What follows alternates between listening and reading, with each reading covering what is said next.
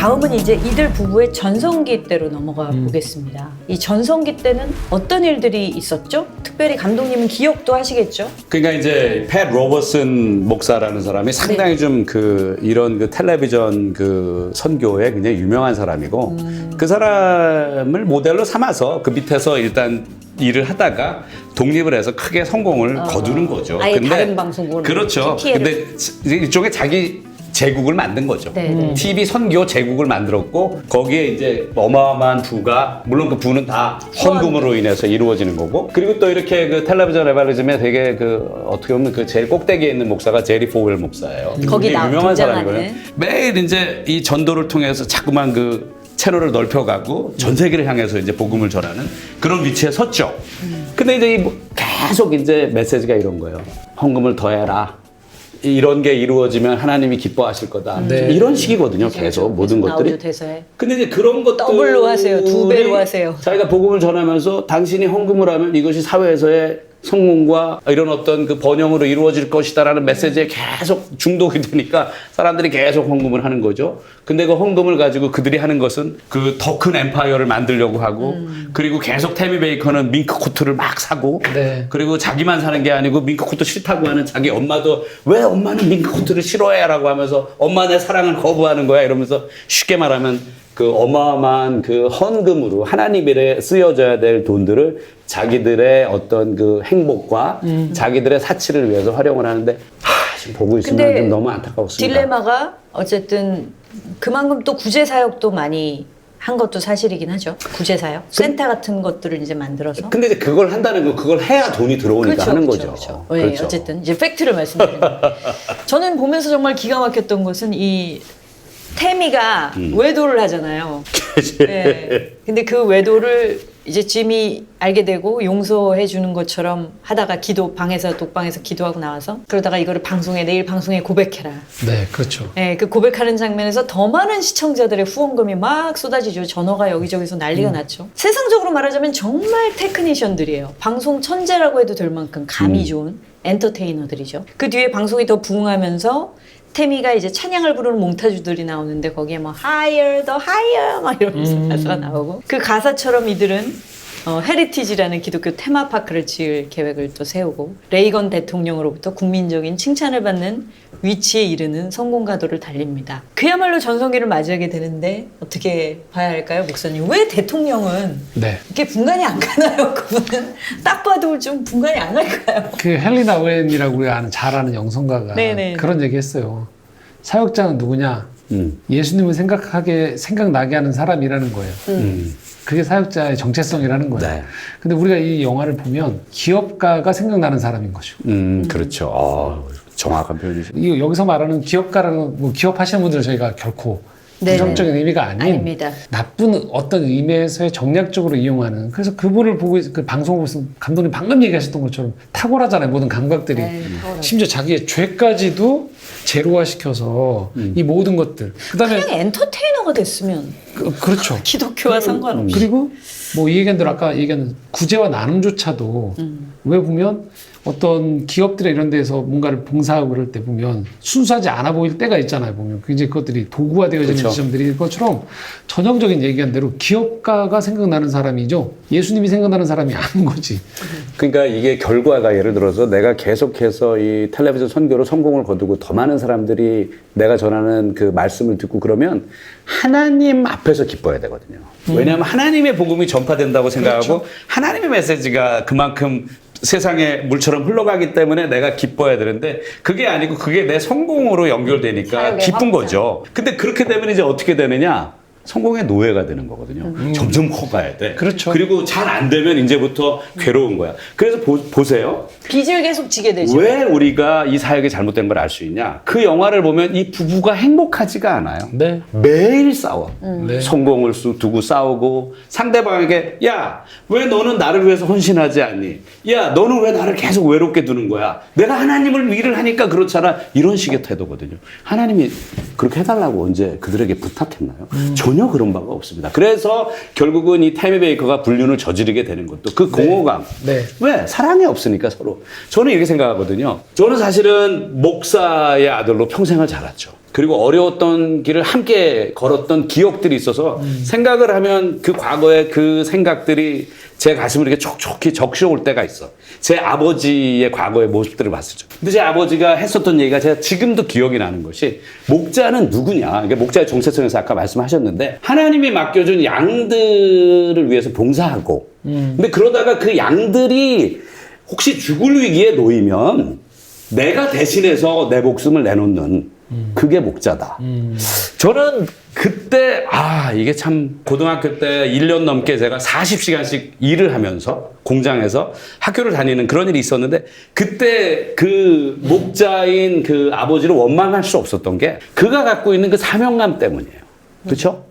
근데 저는 목자의 정체성은 그거라고 배웠기 때문에 사실 이 영화가 크리스천들한테 다가오는 의미와 세상 사람들한테 다가오는 의미가 굉장히 많이 다른 것 같아요. 그러니까 세상 사람들이 볼 때는 이게 뭐 그냥 성공을 위해서 뭐 이 그렇죠. 정도의 스토리가 뭐가 이게 대단해. 그래서 사실은 세상적으로는 좀 찾아보니까 리서치를 해보니까 많이 혹평을 받았더라고요. 그러니까 뭔가에 특정할 만한 큰 사건이나 위기가 이제 그들 눈에는 세상 사람들 눈에는 보이지 않지만 사실은 크리스찬 눈에는 굉장한 많은 메시지가 있죠. 그리고 굉장히 큰 죄라고도 할 수 있고 우리가 빠질 수 있는 함정이자 유혹이자 시험이라고 볼 수도 있으니까 저희는 저희 삶과 너무 연결이 돼 있어서 막 이게 너무 생생한데 네.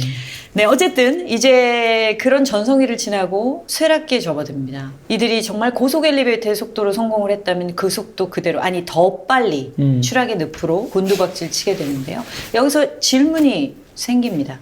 목사님, 저는 어떤 질문이 들었냐면 그래도 이들을 하나님 사랑하시잖아. 그리고 이들이 하나님을 사랑하는 게 0%라고 할 수는 없어요. 그렇죠? 저는 그렇게 생각했거든요. 이들이 그냥 어린 애기처럼 아이가 엄마를 사랑하는데 엄마 사탕 줘, 엄마 초콜릿 줘, 엄마 나 이거 줘, 먹고 싶어. 이런 그 본능적인 사랑이라도 일부분 있고 그리고 이들이 하나님을 사랑하는 게 문제가 아니라 하나님이 이들을 사랑하시니까 하나님이 이들을 사랑하시는데 누가 봐도 죄악의 구렁텅이에 빠져 있고 너무 많은 사람들이 영향을 받고 있잖아요. 예, 근데 본인들만 모르는 거죠. 영적으로 아둔해져 있는 상태라서. 그러면 하나님께서 조금 더 일찌감치 팍 망하게 해주시던지 알만한 사인을 정말 강력한 몽둥이를 빵 때려가지고 정신을 확 차리게 해주시면 좋으련만 왜 이렇게 갈 때까지 가게 내버려 두셨을까? 근데 극중에서 이들이 그런 고백을 하거든요. 제가 그게 굉장히 아이러니 있어요. 상황이 어려워질 때마다 하나님이 우리에게 나에게 다시 일어설 힘을 주시고 일어설 그런 상황 발판을 마련해 주셔서 자기네들이 다시 일어선다 이런 고백이 나와요. 예를 들면 그런 거죠. 처음에 차가 도난당했잖아. 여관 앞에서. 그래요. 그때 왜 옆방에 있는 그 목사님이 오셔서 우리 방송에 출연해 달라는 제의를 하게 되죠. 사실 그게 계기가 됐는데 그냥 그 차도 지금 자기네들이 살 형편의 차도 아니고 대출 받아갖고 왜 그 좋은 차를 사냐고. 전도사 부부가 검소한 작은 차를 사면 되는데 그럼 그냥 망하게 하시지. 차 도난당하고. 저는 이런 부분에 대한 저는 여기 이제 이런 질문이. 얘기, 요 얘기 드리고 싶어요. 성경에 보면 이런 편이 있잖아요. 잠언에 보면 사람이 마음으로 계획을 세우더라도 그 길을 인도하시는 분은 여호와 하나님이시죠. 하나님이시잖아요. 그러니까 계획, 플랜, 영어로. 플랜의 문제냐, 프레이의 문제냐라는 거예요. 그러니까 계획은 세울 수 있어요.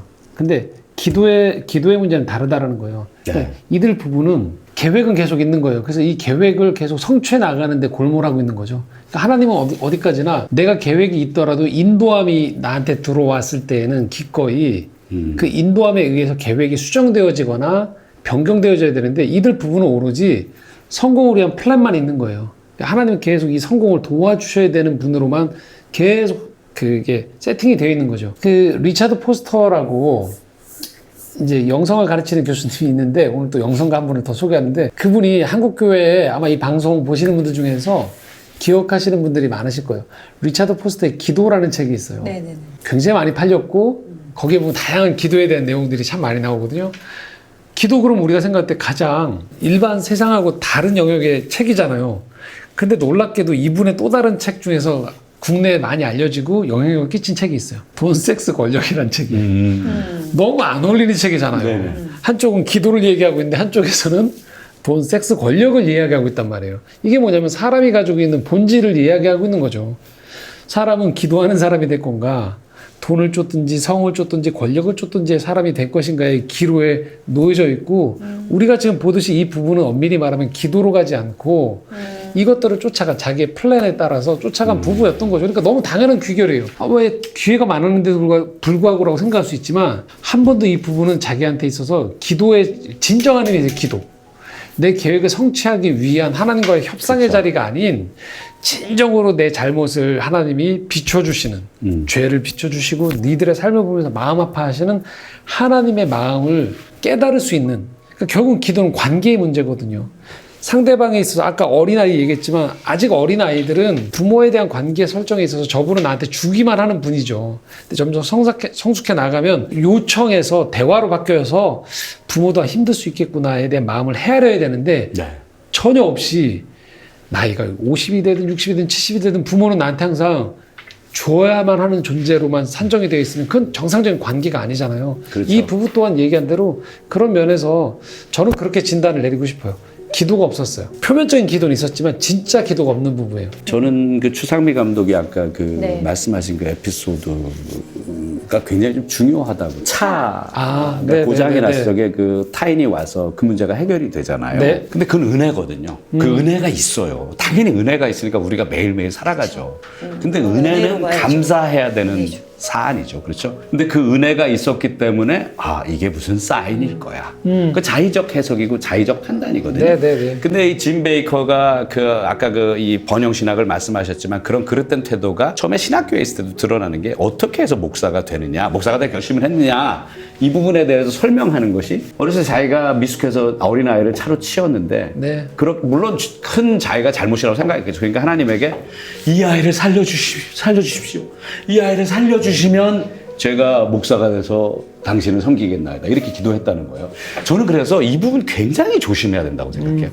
내가 실수로 해서 누구를 차로 치었다, 그러면 그 사람을 살려달라고 애원하고 매달리는 것은 하나님이 긍휼히 여기 불쌍히 여겨주시고 살려주시든지 아니든지 하나님 판단이고, 하나님이 역사하시기로 결정하시는 대로 하시겠죠. 그럼 저는 거기가까지라고 생각해요. 근데 하나님과 거래를 한다. 물론 성경에 거래를 해서 그 성공을 거둔 케이스에 대한 얘기들이 나오지만, 이 부분이 굉장히 조심해야 된다는 생각이 들어요. 그래서 어떤 것을 내가 하나님의 사인이라고 자의적으로 판단하고 인간적으로 해석해버리고, 또 그것이 하나님 뜻이라고 믿고 지금 밀고 나가는 것이 과연 그 올바른 그 태도인가, 첫 번째고, 두 번째가 또 있는 것은, 저는 이거 목사님들에게 좀 해당되는 문제라고 생각해요. 저도 이제 아버지가 목사니까 압니다. 목사들의 사회가, 목회자 사회가 권력이라는 게 있어요. 어떤 분은 몇만 명, 막 몇십만 명 모이는 교회 목사가 있고, 저 시골 혹은 상가에 지금 10명도 안 되는 교회 목자가 있는 거죠. 그렇죠. 근데 암암리에 이것이 나의 무기, 나의 것으로 인식되는 모습을 보여주는 분들이 있어요. 네, 네. 근데 이것은 성경에 예수님이 다 말씀해 주시거든요. 그건 달란트가 5개냐, 2개냐, 1개짜리 똑같이 책임이 주어지는 거고, 그리고 똑같이 하나님이 축복하실 거고. 근데 이게 어느 순간에 내가 받았던 사실은 이게 큰 어떤 사이즈의 어떤 소위 목회의 어떤 구성원들을 내가 얻었으면 그거 이제 감사해야 되는 거고, 거기에 또 충성을 다해야 되는 거죠, 목자로서. 내가 이만큼을 갖게끔 하나님이 해주셨으면 그만큼의 두려움으로 그 일을 맡아서 내가 감당하려는 어떤 그런 겸손한 마음. 저는 그것이 사실, 물론 이 방송 누가 보고 그런 큰 교회 목사님들 웃긴 소리 하고 있구만 그럴 수도 있지만, 저는 그런 성찰 하시면 그분에게 도움이 되는 겁니다. 저는 첫 번째 감독님 말씀하셨던 네. 그 하나님의 목사가 방법. 되겠다고 네네. 저는 될 수는 있다고 생각해요. 네네. 직으로. 근데 중요한 건 그 다음이겠죠. 계속 목사가 돼야 되는 거죠. 직을 갖는 문제가 아니고 네. 자기 스스로가 계속 참된 목자가 되어지느냐를 찾는 문제인 거고, 두 번째까지 연결시켜서 얘기하면, 그래서 결국 그 사람이 목사라는 직을 가졌느냐 아니냐 이전에 우리 모두에게 지금 해당되어지는 건 내가 신앙인인가에 대한 질문인 거겠죠. 신앙인으로 내가 살아가고 있는가에 대한 문제인 거지, 직을 가졌다고 모든 걸 보장하는 건 단 한 번도 성경은 그렇게 얘기한 적이 없으니까. 네네. 제사장들의 말로가 좋지 않았던 것도 심판당했던 경우도 얼마든지 네. 나오니까, 이스라엘 민족이 선택받았다고 해서 민족이라는 특권의식으로 사로잡혀 있을 때 언제든지 깨시는 것처럼, 하나님은 한 번도 우리에게 어떤 직으로 그것들을 얘기하지 않고 네네. 네가 진짜 신앙인인가 나를 따르는가에 대한 질문을 던졌기 때문에 네. 예, 그런 것 같아요. 그런 관점이 좀 필요하지 않을까.